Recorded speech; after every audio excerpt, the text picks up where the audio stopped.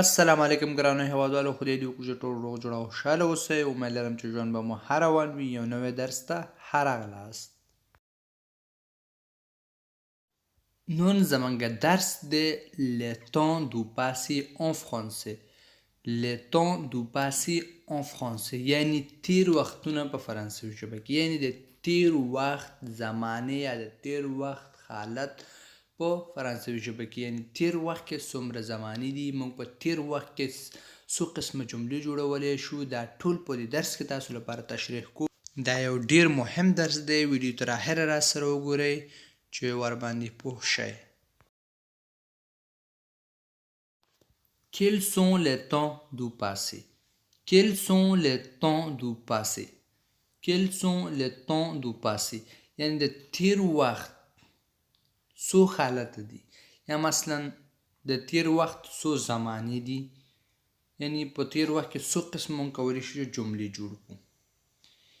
Il existe 5 temps principaux du passé en français auxquels on peut rajouter le passé récent. Il existe 5 temps principaux du passé en français. په تیر وخت یا په تیر حالت کې 5 عمده زمانې موجود دي، یا 5 اصلي زمانې موجود دي. auquel on peut rajouter le passé récent. او passé récent هم ورسره یوځای کولی شو.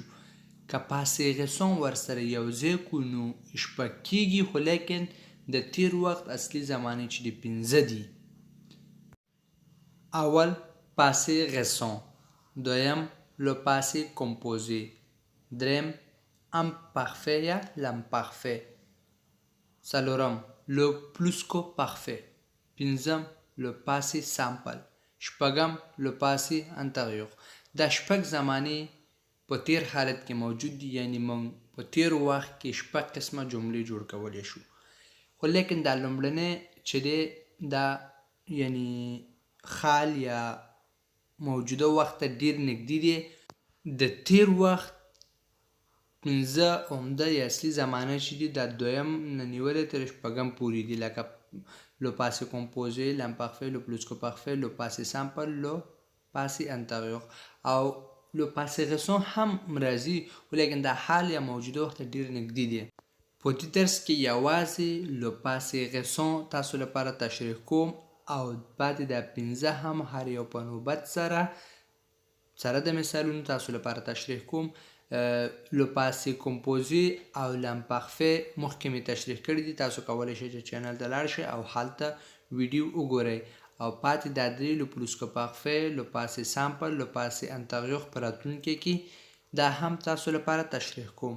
او په دې درس کې یوازې le passé récent په باره کې خبرې کوو، سره د مثالونو تاسو لپاره تشریح کوم. le passé récent یعنی نږدې تیره زمانه. le passé récent دو قسمه مونږ تعریف کولی شو. دا دو دانې تعریفونه مې تاسو لپاره لیکلي دي چې د دې په تعریف تاسو پوه شئ. Le passé récent est utilisé pour décrire une situation qui vient juste d'arriver. Le passé récent est utilisé pour décrire une situation qui vient juste d'arriver. Le passé récent د یو هغه عمل یا د هغه حالت د تشریح کولو لپاره استعمال شوی دی، یا استعمالو چې حال نه لږ مخکې واقع شوی وي، یعنی اوس دستي واقع شوی وي. هغه عمل ختم شوی وي، خو لیکن کوم وخت کې چې مونږ خبرې کوو د هغه وخت نه یو څو دقیقې وړاندې واقع شوی وي. دویم تعریف: pour exprimer une action dans le passé qui est proche du moment où l'on parle. Pour exprimer une action dans le passé qui est proche du moment où l'on parle. یو هغه عمل ښودلو لپاره استعمالیږي چې کوم عمل په تیر وخت کې واقع شوی وي، خو لیکن په کوم وخت کې چې مونږ خبرې کوو هغې نه یو څو دقیقې مخکې واقع شوی وي، یعنی حال لپاره ډیر نږدې واقع شوی وي. دا د le passé récent تعریفونه وو. وروسته مثالونه پکې جوړو، بیا ډیر صحیح ورباندې پوهیږئ. اوس تاسو لپاره د پاسې غسون فرمول یا جوړښت تشریح کوم چې تاسو څنګه په پاسې غسون کې یو جمله جوړ کړئ. sujet plus venir au passé plus do des apostrophes plus verbe à l'infinitif plus complément. دا د لو پاسې غسون فرمول دی، یعنی مونږ څنګه کولی شو په پاسې غسون کې یو جمله جوړ کړو. کله چې غواړو په پاسې غسون کې یو جمله جوړ کړو نو دغه فرمول څخه استفاده کوو. سوژه یعنی سبجیکت یا ضمیر، په دغه ځای کې یو ضمیر راخلو. جو چو ایل ال نو دیو څخه یو اخلو، یا د یو کس نوم اخلو یا دو نومونه اخلو، یا د یو شی نوم اخلو. صحیح شو. ورپسې venir فعل په حال یا حال جاری حالت کې اخلو، په پریزون کې اخلو. venir فعل په پریزون کې اخلو. ورپسې دو اخلو یا دی اپوستروف اخلو. ورپسې verbe à l'infinitif یعنی یو انفینیتیف فعل اخلو، او ورپسې څه چې د جملې بشپړونکی وي هغه اخلو. اوس دا دلته ما ویل چې دو یا دی اپوستروف، یعنی دا دی اپوستروف کله اخلو او دو کله اخلو، ځکه دلته دو اپشن لرو. دو په هغه وخت کې اخلو چې ورپسې فعل چې کوم راځي هغه لومړی توری واول نه وي. دی اپوستروف په هغه وخت کې استعمالو کله چې د لانفینیتیف فعل لومړی حرف واول وي یا اش مویه وي، یعنی دغه لیکل شوي تورو څخه یو توری وي. یعنی د لانفینیتیف فعل لومړنی حرف دغه لیکل شوي تورو څخه وي. ا او ای او او ایگریک یا اش مویه.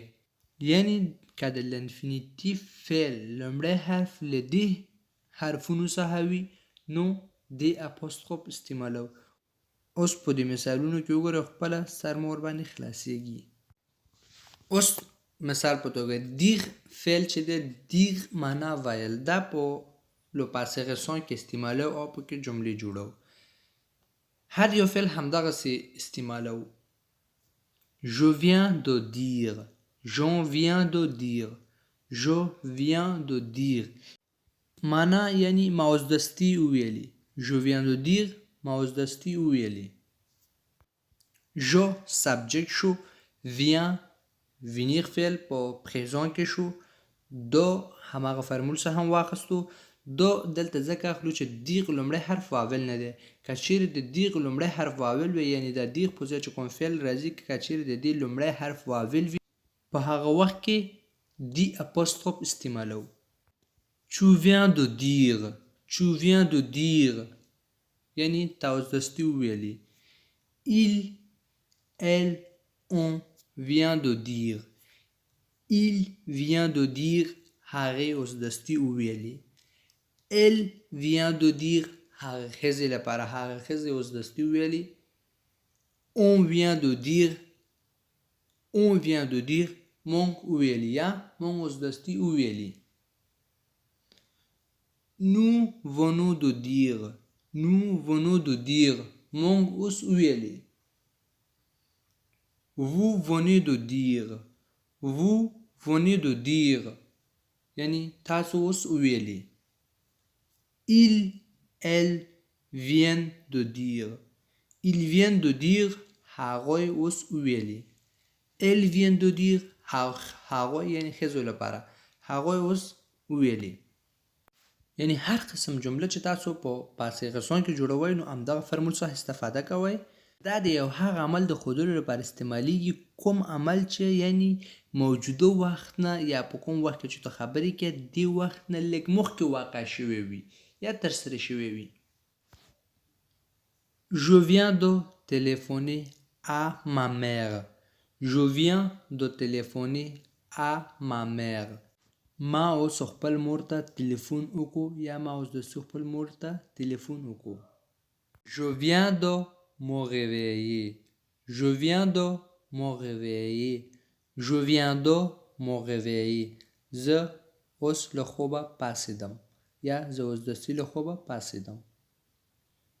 vous venez d'arriver، vous venez d'arriver، vous venez d'arriver تاسو اوس ورسېدلی یا تاسو اوس دستي ورسېدلی. دلته اوس وګورئ د غیوي ځکه چې د غیوي لومړی حرف واول دی نو دی اپوستروف اخلو. پورتنی فعلونه وګورئ تلیفوني مغویي چې لومړی حرف واول نه دی نو دې له خاطره دو اخلو. غیوي لومړی حرف واول دی دی اپوستروف اخلو. Le train vient de partir. Le train vient de partir. Le train vient de partir.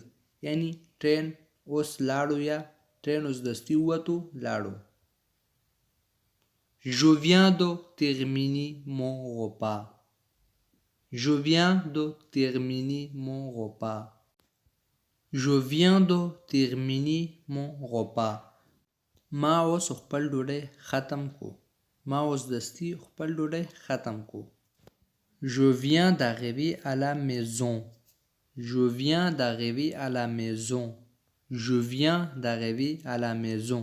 یعنی زه اوس کور ته ورسېدلم یا زه اوس دستي کور ته ورسېدلم. دا زمونږ درس امید لرم چې ورباندې پوه شوي یاستئ. که چیرې کوم مشکل لرئ نو تاسو کولی شئ په کامنټ کې راته ولیکئ. په راتلونکي ویډیو کې د هماغې په باره کې خبرې وکړو. که چیرې ویډیو مو خوښ شوی وي نو لایک او شیر کړئ چې نور ملګرو ته هم ورسیږي. چینل سبسکرایب کړئ، زنګ په علامه باندې کلیک کړئ چې هر کله یو نوی درس شیر کړو نو تاسو لپاره ورسیږي، یعنی تاسو لپاره یو نوټیفیکیشن درشي. تر راتلونکي ویډیو پورې په خدای مو سپارم. ښه وخت او ښه ژوند ولرئ.